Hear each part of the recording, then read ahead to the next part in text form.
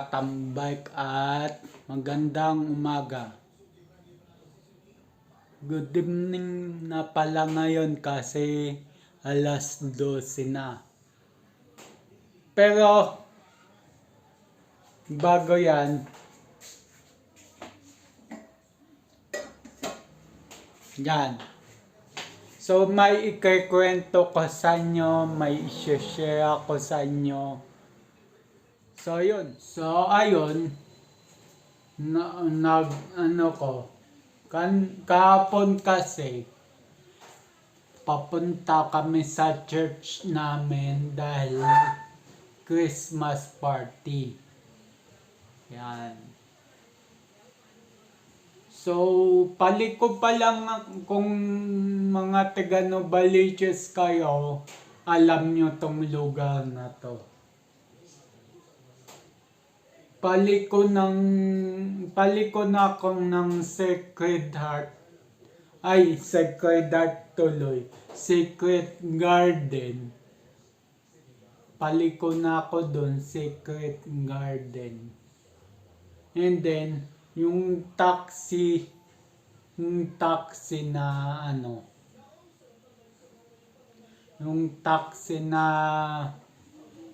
hindi naman kabilisan yung takbo niya, may kabagalan. So ako, nag-signal light ako, nag-passing na ako,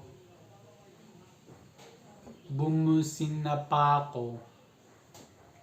So, siguro sa talanta ng taxi driver, hindi na siya nakahinto. Yung katabi kong motorista din, single. Kabok na lang, didikit na. So, iniwasan yun ng rider at kami yung nabundol niya ng nakasingle. So, hinintuan ko sa gilid at ang sabi ko, kuya, ano ba yan?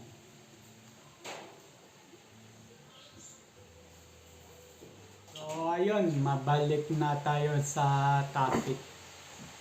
So, yung kwento ko lang, yung taxi na galing Greenfield siya tayo. Tapos kaming nakamotor. Galing kaming TS Cruz. So paliko na kami ng Secret Garden. Hindi naman gano'ng kabilisan yung taxi driver. May katabi kong nakasingle din. So siya, nabunggo na siya, kabuk na lang, bunggo na. Hindi naman malakas yung bunggo. Pero napahinto ko kasi yung driver ng single, yung katabi ko na nauna sa akin, na wala sa balanse. Nung bago yun, umuna sa akin, kumanto sa may footbrake ko sa likod ng motor. Kumanto, so gumewang din ako. Marunong ako magbalanse. May kaangkas ako nun sa likod ng motor. Nung kapitbahay ko nga. Kasi sabay kaming nag-church doon. So, ayun. Yun ang nangyari. Nasabi niya ako para hindi niya makawit yung plaka ng taxi. So ako yung nakawit niya, kumbaga. So, chinek ko yung angkas ko, walang gas-gas daw. Ako walang gas-gas. So, hinintuan ko yung nung nakasingle, sabi ko, kuya, ano ba yan? sabi ng mama sa akin, yung taxi kasi hindi huminto eh. Sabi ko na lang, napansin ko rin yun, kuya, hindi huminto yung taxi. Sabi ko pa, kuya, sa susunod, ingat na lang po tayo. Tapos yun, nung pagkatingin ko sa taxi, ang bilis ng harurot. Pababa ng yung Gunny School, paliko na ng KS Close. Pero nakuha ko yung plaka. Pero hindi ko na po babanggitin yung plaka sa inyo for privacy purposes. Then, yung plaka na yon, chinek ko sa LTO, may apprehension po siya. Ang ibig sabihin, hindi lang kami na niya, pati mga ibang siguro nagkaroon na siya ng injury damage. Kaya yung plaka niya may apprehension ba sa LTO. Kumbaga, hindi na malinis yung record ng sasakyan niya sa LTO. So, yun lang. Ang ko, sana po sa mga nagdadrive ng taxi, lalo na yung lumang taxi,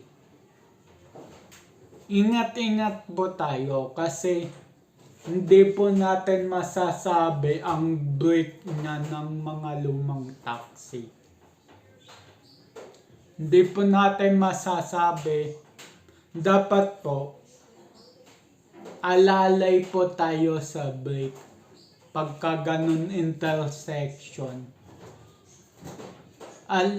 Nasa malayo pa lang, alalay na po tayo sa brake. Kung pwede, ipacheck nyo po mga brake system nyo, harap likod, para hindi na tayo naabala ng ganun. So, kagabi nangyari yun. Kilala ko yung taxi driver. Kilala ko. Nakilala din ako dahil sa sa event na nagtagpo kami. So, kinausap ko. At yun nga, sagot niya sa akin, medyo mahina daw brake niya. Tsaka yung pasahero niya that time nun, ay buntis. So, naintindihan ko kung bakit ganon. Sabi ko, kuya, lalo na yan, buntis sakay mo, dapat yung brake natin all goods, yung preno natin all goods, dahil hindi natin masasabi yung trahedya natin. Kakamadali natin, kakahatid natin ng pasaherong buntis sa ospital, hindi natin alam na tayo pa maaksidente sa kabilisan natin. Ang lang, ingat-ingat na lang po tayo. ingat-ingat lang na lang po. Sa mga nakalumang taxi dyan, ipacheck nyo na dapat nyong ipacheck yung fluids, yung brakes, yung disc brake, yung drum brake, yung handbrake, ano pa ba? Basta kung ano maiging i-check nyo sa mga lumang taxi, i-check nyo na para hindi na tayo naabala ng ganon. Sa ganon, maiwasan po natin yung yung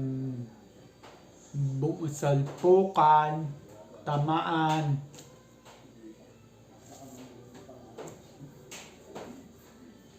So, ayun. Kinamusta ko kagad yung angkas ko. Kung ano bang lagay, sabi niya walang sugat. Pinakita niya sa akin. At nakita ko din sa mismong pangyayari. Mismong salpukan na walang tama, walang gasgas. Tumama lang yung motor ng katabi ko, yung nakasingle, tumama lang sa gulong ko sa likod. So no problem yun, gulong lang yun, pwede maipagawa yun. Pero yung sugat na dadalhin habang buhay, kahit gumaling yun, habang buhay na yun nakatatak sa isip puso natin. So, yun ang laging tatandaan. Bale na matamaan yung motor o sasakyan, okay lang yan.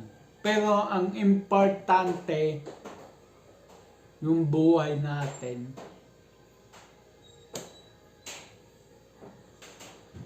Yung kaligtasan natin. Yan. Yun ang pinakaingat-ingatan natin. Okay lang yung motor, okay lang yung gulong ng motor, magagawa pa naman yan. Pero yung sugat, kahit gumaling, tatatak na yon sa puso't isip natin.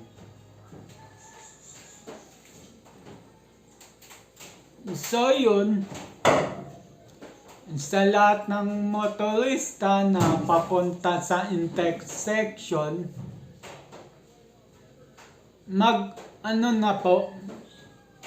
kumbaga, alalay na po tayo sa preno natin.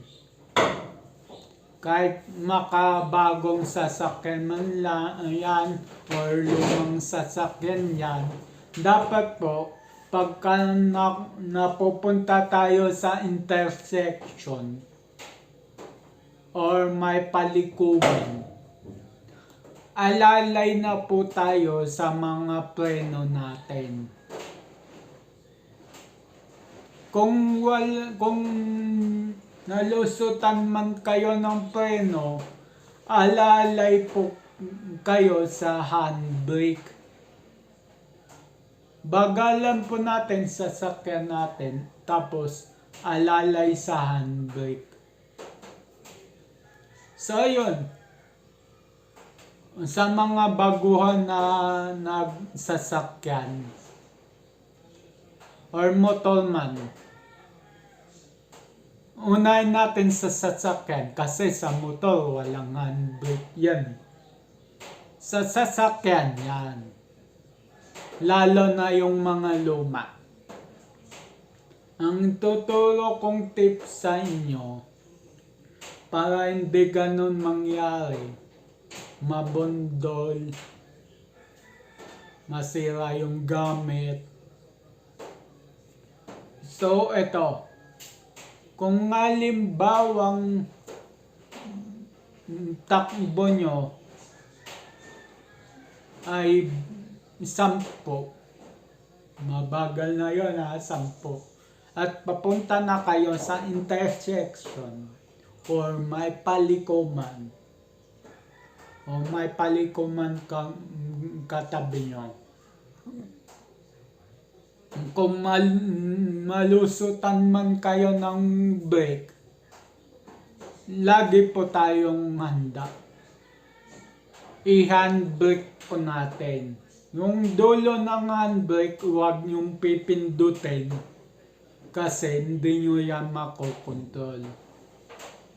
Huwag nyo pong pipindutin para yung handbrake, pag tinaas nyo, lalagutok siya. Pagka pinindot nyo kasi yung handbrake, hindi nyo makokontrol. Huwag nyo pong pindutin yung handbrake pag tinataas nyo para nakokontrol nyo.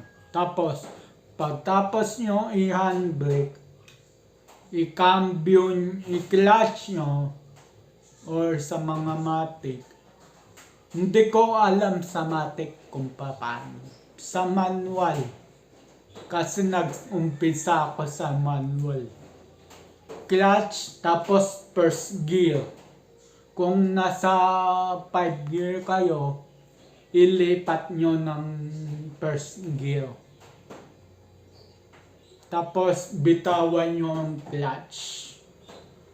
Hayaan nyo mamatay yung makina. Ang importante, wala kayong nakabanggang tao, wala kayong nasirang motor o nabundol. So, ayun. Dito na lang ang vlog. Ingat po tayong lahat, mga motorista,